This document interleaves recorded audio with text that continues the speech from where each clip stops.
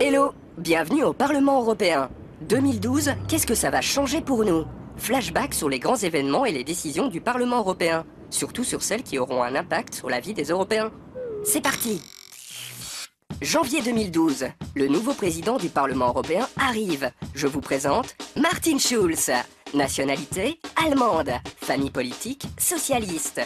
Rôle, représenter le Parlement et diriger ses activités, orchestrer les débats et les votes dans l'hémicycle. Une place qu'il occupera jusqu'aux prochaines élections européennes de 2014. Juillet 2012, le Parlement dit non à ACTA, l'accord international contre la contrefaçon et le piratage sur Internet.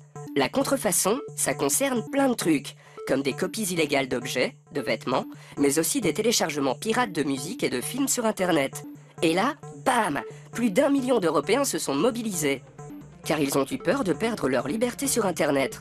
Pour eux, pas question que leurs fichiers soient contrôlés. Ils ont signé et déposé une pétition, et le Parlement a écouté leurs plaintes.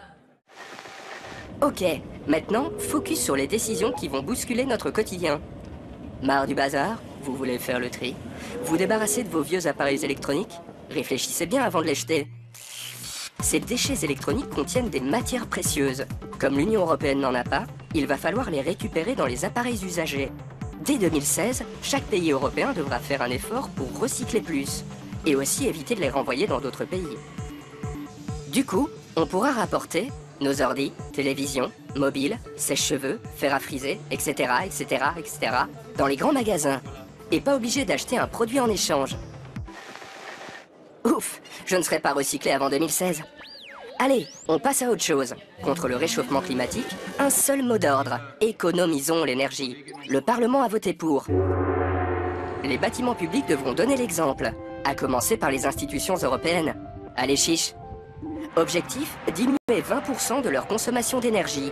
Résultat, l'Europe économisera 50 milliards d'euros par an. Ça vaut le coup, non? Enfin, côté de l'euro, ça bouge aussi.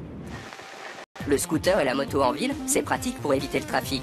C'est cool, mais ils sont peu sûrs. Chaque année, sur les routes européennes, 2 véhicules sur 100 seulement sont des 2 roues.